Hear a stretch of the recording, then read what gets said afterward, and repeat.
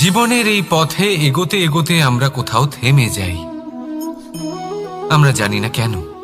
আমরা চেষ্টা করি যেন আমরা সামনে এগোতে পারি, কিন্তু এরকম হয় না। কি কারণ হতে পারে এর? আসুন আমি আপনাকে বোঝাই।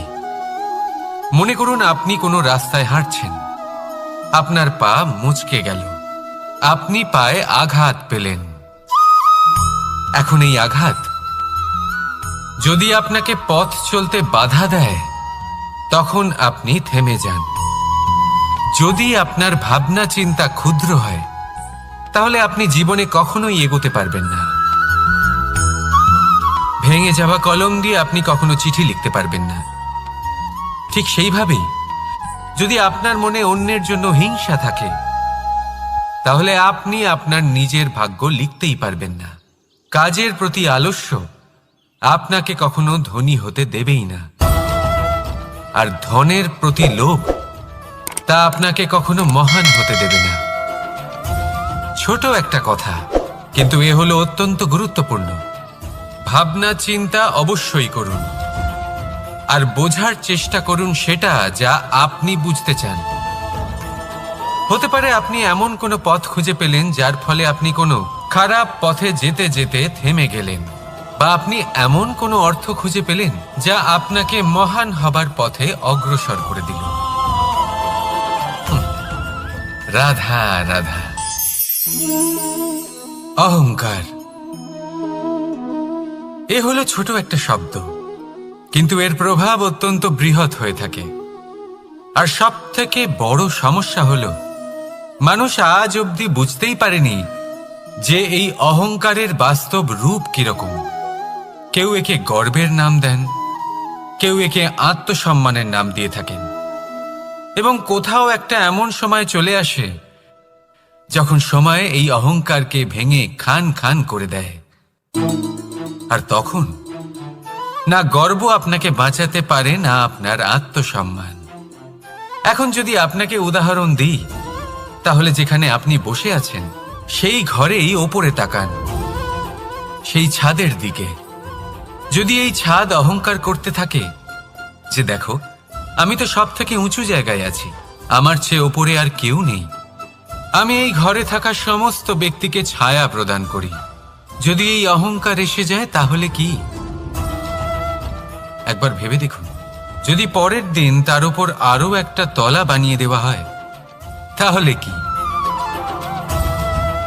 এই ছাদ যার নিজের উঁচু হবার অহংকার ছিল, যে সব থেকে ওপরে ছিল, সে এবার পায়ের তলায় চলে এসছে। এটাই হয়ে থাকে। মনে কখনোই অহংকার পোষণ করবেন না। যদি মনের মধ্যে কিছু রাখতে চান, তাহলে প্রেমের ভাব রাখুন, স্নেহ রাখুন। এই অহংকারকে আপনি যা ইচ্ছে নাম দিন, গর্ব হোক, আত্মসম্মান হোক, এর দ্বারা আপনার কোনোভাবেই কোনো লাভ হবে না। তাহলে এই অহংকারকে ত্যাগ করুন,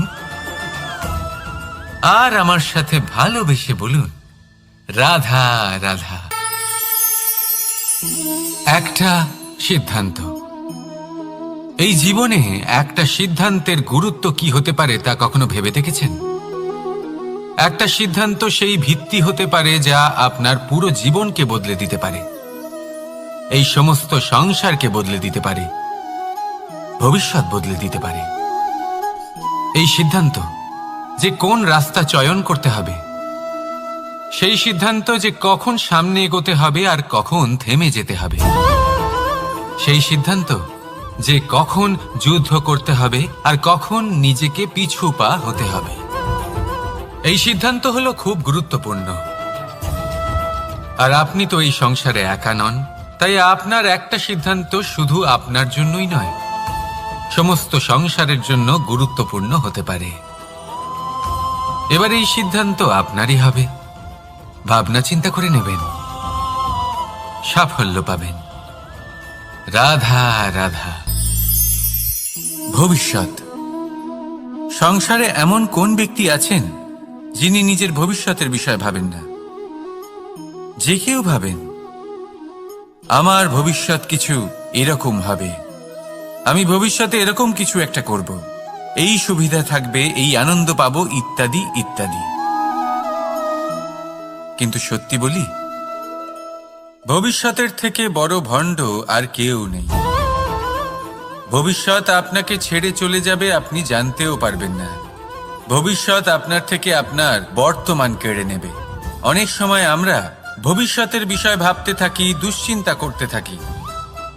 ভবিষ্যৎ দিয়ে নিজেকে এতটাই ঘিরে ফেলি যে বর্তমান কি তা ভুলেই যাই, তার বোধই আমাদের থাকে না। ভাবুন, ভবিষ্যৎ কি? ভবিষ্যৎ হলো সেটাই যা এখনো পর্যন্ত ঘটেনি। বর্তমান হলো সেটা যা এখন ঘটছে। তাহলে যা এখনো ঘটেইনি তার বিষয়ে দুশ্চিন্তা করে নিজেকে ব্যতিব্যস্ত কেন করছেন? এই বর্তমান, এটাই হলো গুরুত্বপূর্ণ। এর উপরে সমস্ত ভাবনা কেন্দ্রীভূত করুন। মনে লক্ষ্য অবশ্যই রাখুন, কিন্তু পুরো মনোযোগ শুধু বর্তমানে থাকবে। এই বর্তমানকে যদি সামলে নিতে পারেন, তাহলে আপনার ভবিষ্যৎ এমনি উজ্জ্বল হয়ে উঠবে। তাহলে আসুন আমার সাথে ভালোবেসে বলুন, রাধা রাধা। ভগবান।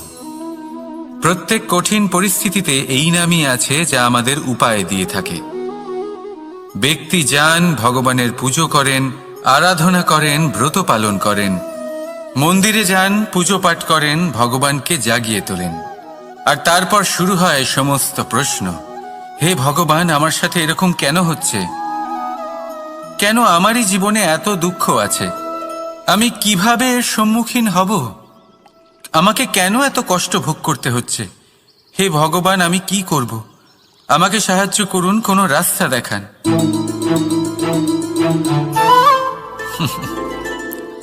চলুন আমি আপনাকে একটা প্রশ্ন করি। মন্দিরে যাওয়ার চেষ্টা করার আগে আপনি কি জীবনে ততটা চেষ্টা করেছেন যতটা সেই সমস্যাকে দূর করার জন্য দরকার ছিল? দ্বিতীয় প্রশ্ন, ভগবানকে জাগানোর পূর্বে আপনি কি নিজেকে জাগিয়ে তুলেছেন? আপনি কি আলস্য ত্যাগ করেছেন? তৃতীয় প্রশ্ন, ভগবানকে জিজ্ঞাসা করার আগে আপনি কি নিজেকে জিজ্ঞাসা করেছেন যে আমি কেন এত অসফল হচ্ছি? যদি না করে থাকেন, তাহলে সবার আগে এটা করুন। আপনি সমস্ত প্রশ্নের উত্তর পাবেন, সমস্ত বিপদের পরিত্রাণ পাবেন। অন্য কোথাও নয়, নিজের ভেতরে তাকিয়ে দেখুন। চেষ্টা করুন নিজেকে জাগিয়ে তোলার। আপনি সফল অবশ্যই হবেন, কারণ এই পরমাত্মা, ওই পরমেশ্বর, ওই পরব্রহ্ম আপনার মধ্যেই তো আছে। রাধা রাধা। অনেক সময় যখন আমরা কর্ম করি, সাফল্য লাভ করি, কঠিন পরীক্ষায় উত্তীর্ণ হই, বড় কাজ করি, আমাদের মনে হয় এই সংসার আমাদের একটু প্রশংসা করুক, ভালো লাগে। অনেকবার মনে হয় এটা হলো আমাদের কর্মের ফলই বটে, আমরা আনন্দ পাই। কিন্তু যখন আমরা এই প্রশংসা পাই না, তখন কি হয়? আমরা দুঃখী হয়ে যাই, ভেঙে পড়ি। মনে হয় যেন আমার জন্য কেউ চিন্তাই করে না। এমন মনে হয় যেন আমাদের আনন্দে অন্য কেউ আনন্দই পায় না। অনেক রকম ভাবনা আসে। কিন্তু আমি আপনাকে একটা প্রশ্ন করতে চাই। আপনি যে কাজই করেন না কেন, যে কর্মই করেন না কেন, তা কি শুধুমাত্র প্রশংসার জন্য করেন? যদি এরকম হয়ে থাকে, তাহলে সেই ভাবনা এক্ষুনি ত্যাগ করুন। কারণ এই প্রকৃতি আমাদের অন্য শিক্ষা দেয়।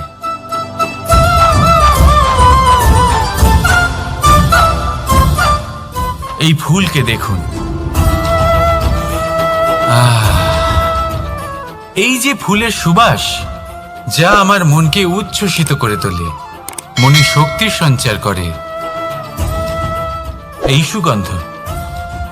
কিন্তু ভেবে দেখুন, ফুলের কিন্তু এই কাজ করার জন্য কোনো প্রশংসারই প্রয়োজন হয় না। এটাই হলো প্রকৃতির শিক্ষা। যিনি সৎ হন, সৎকর্ম করেন, তার কোনো প্রশংসার প্রয়োজন হয় না, কারণ ওনার কর্মই হলো ওনার সুবাস। মনে রাখবেন, আতর নকল ফুলে দেওয়া হয়, প্রকৃত ফুলের তার কোনো প্রয়োজন হয় না। সেইভাবেই আপনিও কর্ম করতে থাকুন শুভ চিন্তা নিয়ে। এই মনকে সব সময় সব সময় শান্ত রাখুন, স্বচ্ছ রাখুন। যদি এরকম করেন তাহলে আপনার কর্ম এমন সুবাস ছড়াবে যে আপনার জীবনে শুধু এবং শুধুমাত্র আনন্দই থাকবে। তাহলে এই আনন্দ সহকারে বলুন, রাধা রাধা। এই সংসারে এমন কোনো পর্বত নেই যা এতটাই উঁচু যে মানুষ তার শিখরে পৌঁছতে পারবে না, তাকে অতিক্রম করতে পারবে না। এই সংসারে এমন কোনো সাগর নেই যা কিনা এতটাই গভীর যেখানে মানুষ তার তলদেশে পৌঁছে ফিরে আসতে পারবে না। একটা ছোট্ট বরফের টুকরো পর্বতের শিখরে গলে গিয়ে বইতে থাকে, আর দেখতে দেখতেই তা মহানদী গঙ্গায় পরিবর্তিত হয়। এর কারণ কি? এর কারণ হলো প্রচেষ্টা, প্রারব্ধ নয়। এই প্রচেষ্টাই সুনিশ্চিত করে যে আপনার প্রারব্ধ কি হবে। এই সমস্ত কিছু হলো প্রচেষ্টা আর প্রারব্ধের খেলা। আপনার প্রচেষ্টা যেরকম হবে আপনার প্রারব্ধ সেরকমই হবে। আর আপনার প্রচেষ্টা যদি উচ্চ মানের হয় তাহলে প্রারব্ধকে আপনার সামনে নত হতেই হবে। কি বলেন? তাহলে আসুন আমার সাথে ভালোবেসে বলুন, রাধা রাধা। অনেক সময় মানুষ অতীতকে দেখেন আর তখন অহংবোধে পরিপূর্ণ হয়ে ওঠেন। কখনো বর্তমানের দিকে তাকান, ভবিষ্যতের দিকে তাকান আর পরিতৃপ্তিতে ভরে ওঠেন। কেন বুঝতে পারেন না একটা সহজ কথা? এই যে সৃষ্টি, এই সৃষ্টি হলো একটা বড় চক্র যা বারংবার আপনার কাছে ফিরে আসবেই। কঠিন থেকে কঠিনতর পরীক্ষায় আপনাকে নিযুক্ত করবে যাতে আপনাকে উত্তীর্ণ হতেই হবে। যা কাল ছিল তা আজ নেই, এটা সবাই জানেন। যা আজ আছে তা হয়তো কাল থাকবে না, এটাও আপনাকে মেনে নিতে হবে, তাও আবার হাসি মুখে। শান্ত থাকতে শিখুন আর কখনোই মনের মধ্যে অহংকার উৎপন্ন হতে দেবেন না। হতে শিখুন সেই হিমবাহের মতো। হয়তো এই জন্যই এত শীতল থাকে কারণ ও জানে গতকালও জল রূপে ছিল, আজ বরফ রূপে হয়তো আছে, কিন্তু কাল পুনরায় সে জলেই পরিণত হবে। নিজেকে শান্ত রাখুন। হয়তো আজ আপনি সাফল্যের শিখরে আছেন, হয়তো বা নেই। আপনাকে প্রত্যেক দিন অবশ্যই দেখতে হবে। শুধু নিরন্তর প্রচেষ্টা করতে থাকুন, প্রত্যেক পরিস্থিতির জন্য তৈরি থাকুন আর একে ভারসাম্যে রাখতে শিখুন। আপনার কাল হোক, আজ হোক বা আগামীকাল, আপনার ভালো দিন হোক বা খারাপ দিন, সব পবিত্র হয়ে যাবে। তাহলে আসুন আর আমার সাথে ভালোবেসে বলুন, রাধা রাধা। দোল উৎসবে এই সমগ্র সংসার রং নিয়ে খেলা করে, কিন্তু এই রঙের সারমর্ম এই সংসার কি জানে? কখনো দেখেছেন একটা চিন্তিত মুখ শুধুমাত্র রঙের স্পর্শ পেয়ে আনন্দিত হয়ে ওঠে? দোলে আমরা কি করি? পুরাতনকে ত্যাগ করি আর নতুনকে স্বাগত জানাই। শিশিরকে বিদায় জানিয়ে এক নতুন ঋতুকে আগমন জানাই। দুশ্চিন্তা দূর করে আসার নতুন রঙে রঙিন হয়ে ওঠা, নিজেকে আনন্দিত করা, এটাই তো হলো দোল। এবার দোলের একটা ব্যাপার আছে, দুটো রঙে একসাথে রঙিন হওয়া যায় না। একটা রং উঠলে তবেই আরেকটা রং লাগা সম্ভব। আরো একটা প্রশ্নও রয়েছে, কোন রংকে তুলে দিয়ে কোন রং মাখানো যেতে পারে? যদি আপনাকে উদাহরণ দিই, লোভের এই রং, তা যতক্ষণ লেগে থাকবে আনন্দের রং লাগতে পারবে না। যা হয়েছিল দ্বারকাবাসী এবং সামন্তক মণির মধ্যে। ভ্রান্তির রং যতক্ষণ লেগে থাকবে সত্যের রং লাগতে পারবে না, যা হয়েছে রুক্মিণীর সাথে। আর হিংসার এই রং যতক্ষণ লেগে থাকবে প্রেমের রং ততক্ষণ লাগতেই পারবে না, যা হয় আপনার আমার সবার সাথে। তাহলে আসুন একসাথে মিলে দোল পালন করি এবং সবকিছুর উপরে বিজয় লাভ করি। অন্ধকারের স্থানে আলোর, ভ্রান্তির স্থানে সত্যের, হিংসার স্থানে প্রেমের, আর লোভের স্থানে আনন্দের এই সুন্দর রং মাখাই।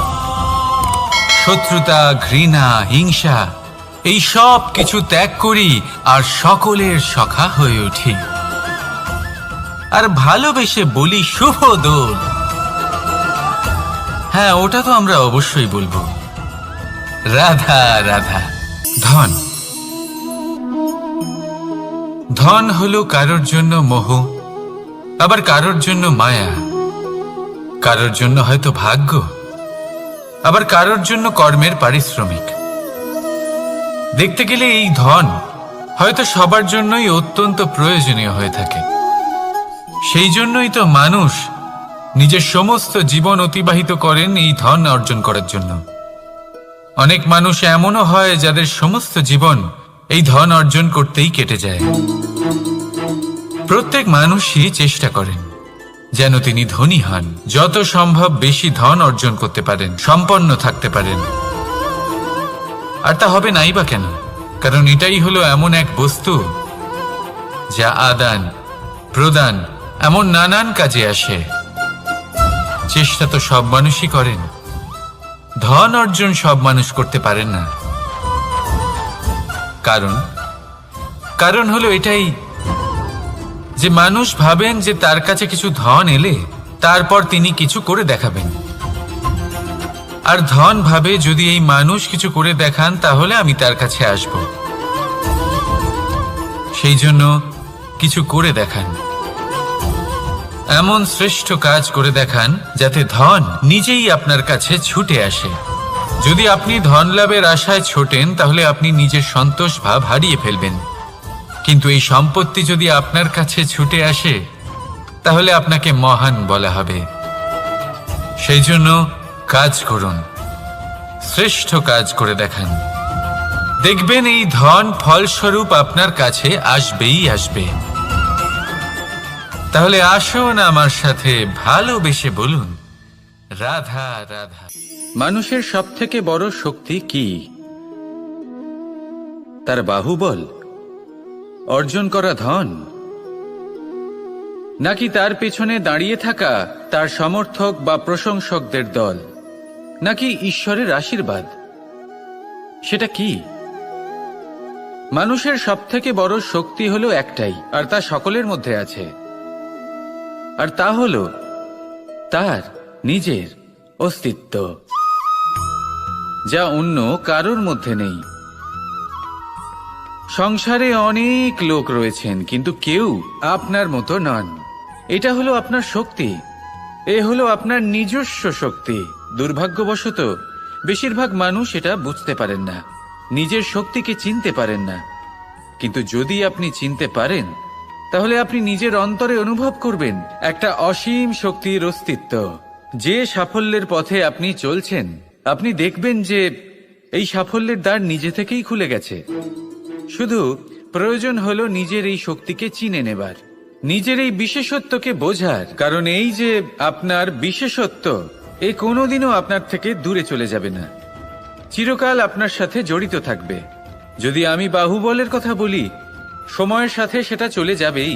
যদি কথা বলি অর্জিত ধনের, তাহলে সময়ের সাথে সেটাও চলে যাবে। মিত্র, পরিবার, বন্ধু, আশীর্বাদ, এই সবকিছু আপনার থেকে দূরে চলে যেতে চলেছে, সেটা আপনিও জানেন।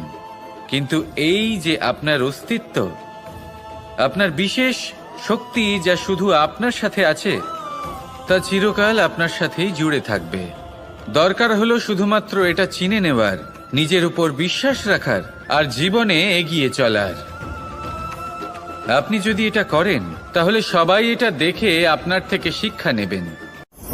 অমৃত আসলে কি? আমরা সবাই জীবনে অমৃত লাভ করতে চাই, কিন্তু এই অমৃত আসলে কি? এ কি অমরত্ব লাভ করার কোনো মন্ত্র, নাকি সামনে এগোনোর কোনো পথ, নাকি অমৃত সেই রস যা অসুর আর দেবতারা সমুদ্র মন্থন করে লাভ করেছিলেন, নাকি সেই ওষুধ যা ঋষি মুনিরা ভ্রমণ করে খুঁজে বের করেছিলেন? অমৃত যদি কিছু হয় তাহলে তা হলো আশা। কখনো কোনো মাতাকে দেখুন, উনি নিজের সন্তানকে কত আগলে রাখেন, তার যত্ন নেন, তার পালন পোষণ করেন, এই আশা নিয়ে যে পরবর্তী জীবনে এই সন্তান খুব বড় কিছু করবে, ওনাদের খুব ভালোবাসবে। এবার আগামী দিনে কি হতে চলেছে তা আমরা জানি না, পরমুহূর্তে কি হতে চলেছে তা আমরা জানি না, আগামী মুহূর্তে আপনি জীবিত থাকবেন কিনা সেটাও আমরা জানি না, কিন্তু আমরা অনেক বছরের পরিকল্পনা বানিয়ে ফেলি। সেটা অবশ্য মন্দ নয়। দেখুন, জীবন যাপন করার এই আশা, এটাই ভবিষ্যতের আধার হতে পারে। তাই এই আশা হলো গুরুত্বপূর্ণ, তাই একে নিজের সাথেই রাখুন। কথায় আছে যে ব্যক্তি নিরাশ হয়ে পড়েন, যার মধ্যে কোনো আশা বাকি থাকে না, তিনি হয়তো বেঁচে আছেন কিন্তু একটা মৃত জীবন যাপন করছেন। তাই এই আশার সঙ্গ কখনো ত্যাগ করবেন না, একে চিরকাল নিজের সাথেই রাখুন। জীবন আনন্দময় হয়ে উঠবে, আর এই হৃদয় তা ভালোবেসে বলবে রাধা রাধা। বৃষ্টির জল যখন মেঘের দ্বারা টিপ টিপ করে ঝরে পড়ে তখন কি ভালো লাগে, তাই না? শুধু যে এই আবহাওয়া ভালো করে তুলে তাই নয়, এই মাটিতে সমাহিত হয়ে একটা অত্যন্ত সুন্দর গন্ধ উৎপন্ন করে।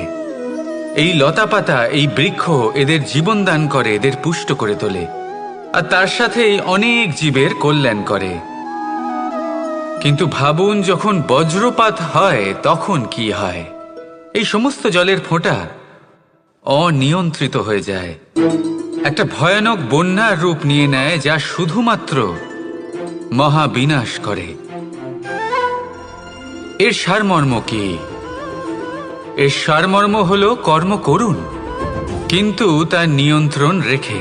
যদি আপনি নিয়ন্ত্রণে না থাকেন, তাহলে আপনিও জীবনরূপী এই বর্ষার পরিবর্তে ভয়ানক বন্যার রূপ ধারণ করবেন। এবার বিকাশ ঘটাবেন নাকি বিনাশ, সিদ্ধান্ত হলো আপনার। যদি বিকাশ ঘটাতে চান, তাহলে নিজের কর্মের সাথে সাথে নিজের মনকেও নিয়ন্ত্রণ করতে শিখুন। এই মনকে সংযত করুন, একে নিয়ন্ত্রণে রাখুন, নিজের কর্মকে নিয়ন্ত্রণে রাখুন, ভারসাম্য বজায় রাখুন, আর আমার সাথে ভালোবেসে বলুন রাধা রাধা। কখনো ঘোড়া আর তার ঘোড়সওয়ারিকে দেখেছেন? ঘোড়ার ডান এবং বাম দিকে যেন একটা পর্দা লাগানো থাকে। তার কারণ কি?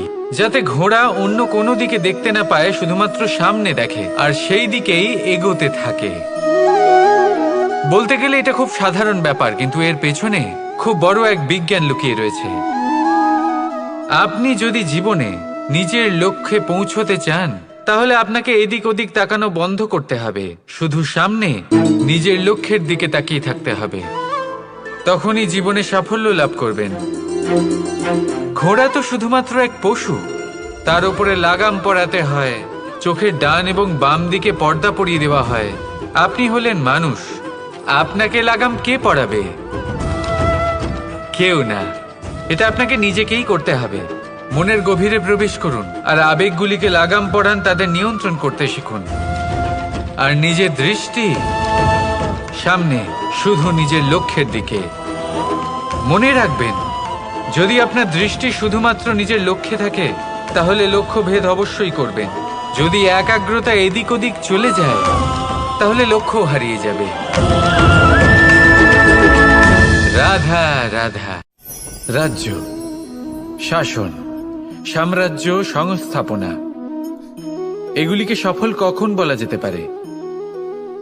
কোনো বুদ্ধিজীবী বলেন তখন যখন চারিদিকে শান্তি থাকে, কারোর মনে কোনো প্রশ্ন থাকবে না, শঙ্কা থাকবে না। কিন্তু আমার মনে হয় এটা অনুচিত। কোনো রাজ্যের পক্ষে বা কোনো শাসনকালে সবথেকে বড় সংকট তখন আসে যখন সবথেকে বেশি যোগ্য ব্যক্তি বা সবথেকে বেশি বিদ্বান ব্যক্তিও শুধু মুখদর্শক হয়ে বসে থাকেন। মনে প্রশ্ন আসতে থাকে কিন্তু জিজ্ঞেস করেন না, শঙ্কা উৎপন্ন হয় কিন্তু ব্যক্ত করতে পারেন না। এটা খুবই অনুচিত। এই যে প্রশ্ন, তা আসা খুব ভালো। এই প্রশ্ন অকারণে আসে না, কোনো সমস্যার কারণেই আসে।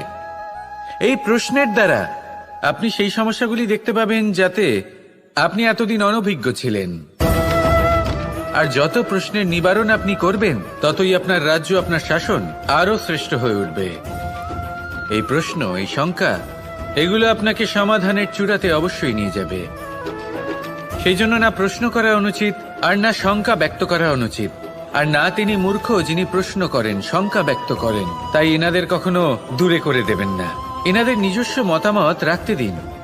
যখন সবাই মিলে একমত হবেন, তখন নিশ্চিত রূপে বলা যায় যে এই রাজ্য, এই শাসন, এই সংস্থাপনা সাফল্যের শিখরে রয়েছে। তাহলে আসুন আর আমার সাথে ভালোবেসে বলুন, রাধা। যখনই আমরা কথা বলি জলরাশির বিষয়ে, যখন আমরা তুলনা করি, তখন আমাদের খুব ভালো লাগে মিষ্টি সরোবর, পুকুর, নদী, আর আমরা অপেক্ষা করে থাকি সাগরের জন্য, সমুদ্রের জন্য। কেন করি? কারণ এই সাগর, এই সমুদ্র, এ হলো অত্যন্ত বিশাল আর ভয়ানক।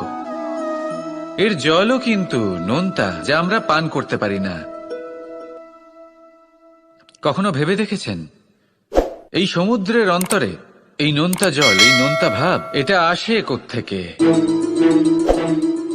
এই যে সমুদ্র, যে প্রবাহমান নদীর থেকে যে খনিজ নির্গত হয়, তার ভান্ডার হলো এটা। সেই খনিজকে নিজের অন্তরে গ্রহণ করে, সেই নোনতা ভাব নিজের মধ্যে সমাহিত করে, আর তারপর সেই নোনতা জল বাষ্পে পরিণত হয়ে ওপরে উঠে যায়, যা মেঘ হয়ে আপনার ওপর মিষ্টি বৃষ্টি হয়ে ঝরে পড়ে। এ হলো সমুদ্রের ত্যাগ, যার জন্য আপনি মিষ্টি জল পান করতে পারছেন, সে নদী থেকেই হোক বা সরোবর থেকে। সেই জন্যই হয়তো সাগর হলো এত মহান, হয়তো সেই জন্যই রত্ন সাগরে পাওয়া যায়। তাই মনে রাখবেন, ক্ষমতা তারই হয় যে ত্যাগ করতে জানে, কোনো বিষকে নিজের মধ্যে ধারণ করে নিতে জানে। তাহলে আপনিও এটাই করুন, এতটাই শক্তিশালী হয়ে উঠুন, আর আমার সাথে ভালোবেসে বলুন, রাধা রাধা। বৃষ্টির ফোঁটা কত ছোট, কিন্তু সাগর কত বড়, হিমখণ্ড কত ছোট, হিমালয় কত বড়। কত পার্থক্য আছে দেখুন, দশরথ পুত্র রাম আর শ্রীরাম। দেখুন, একটা ফোঁটা একসাথে মিলিত হয়ে তখন এই বিশাল সাগর তৈরি হয়।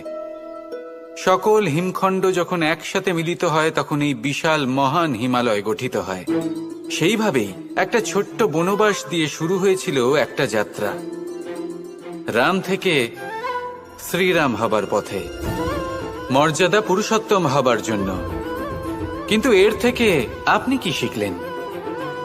বিন্দু আসলে মহান নয়, মহান হলো সাগর। হিমখণ্ড মহান নয়, মহান হলো হিমালয়। অর্থাৎ কোনো মহান কাজ করার জন্য বা মহান হবার জন্য আপনাকে আরম্ভ করতে হবে ছোট থেকে। একটা অত্যন্ত সরল কিন্তু একটা গুরুত্বপূর্ণ কথা আমি আপনাকে বলতে চাই। দেখুন, আরম্ভ করার জন্য প্রথমেই আপনার মহান হবার কোনো প্রয়োজন নেই, কিন্তু হ্যাঁ, মহান হবার জন্য প্রথমে আরম্ভ করা অত্যন্ত প্রয়োজনীয়। আপনি যদি শুরুই না করেন, তাহলে কখনো মহান হতেই পারবেন না। প্রকৃত নিষ্ঠা দ্বারা আরম্ভ করুন। আপনার পদক্ষেপ, আপনার কর্ম যতই ক্ষুদ্র হোক না কেন, তা করতে থাকুন, নিরন্তর চেষ্টা করতে থাকুন। তারপর দেখবেন এই যে মহানুভবতা নিজে পথ চলে আপনার কাছে আসবে। জীবন, এই জীবন আসলে কি? এ হলো জন্ম থেকে মৃত্যু পর্যন্ত এই সময়। কিছু মানুষ এটা বলে থাকেন যে এই যে নিঃশ্বাস নিচ্ছে, এই হলো জীবন। আর প্রত্যেক ব্যক্তি, প্রত্যেক প্রাণী, তাদের নিঃশ্বাস নির্ধারিত থাকে, নির্দিষ্ট হয়ে থাকে। তাকে সেই নির্ধারিত নিঃশ্বাস নিতেই হয়, তারপর তিনি মৃত্যু লাভ করেন। কিন্তু এটা কি সত্যি? সত্যি কি মনুষ্য জীবন এই নিঃশ্বাসের উপর নির্ধারিত থাকে? এই নিঃশ্বাসের গণনাই কি মনুষ্য জীবনের অস্তিত্ব? কখনোই নয়। মনুষ্য জীবন শুধু কিছু নিঃশ্বাস নয় যা একদিন থেমে যাবে। মনুষ্য জীবন হলো সেই নিঃশ্বাসের মধ্যেকার সেই সময় যা দেখে অন্য কারোর নিঃশ্বাস স্তব্ধ হয়ে যেতে পারে। সেই মুহূর্ত যেখানে মানুষ আপনার মধ্যে সেই প্রেম দেখতে পারে, আপনার সাহস দেখতে পারে, আপনার শক্তি দেখতে পারে, আপনার চেষ্টা দেখতে পারে, আপনার পরিশ্রম দেখতে পারে, অন্যায় আর দুর্নীতির বিরুদ্ধে আপনার যুদ্ধ দেখতে পারে। জীবনে গুরুত্বপূর্ণ সেই মুহূর্ত, সেই সময় যেটা আপনি বেঁচে আছেন। সেই সময়ে আপনি এই সংসারের অন্য ব্যক্তিদের জীবন বাঁচার একটা দিশা দেখাতে পারেন, একটা প্রেরণা যোগাতে পারেন, শক্তি দিতে পারেন, আশা দিতে পারেন। তাই জীবনে এটাই করুন, এমন একটা জীবন যাপন করুন যা অন্যের জন্য আদর্শ হয়ে থাকে। এটাই করুন আর আমার সাথে ভালোবেসে বলুন, রাধা রাধা।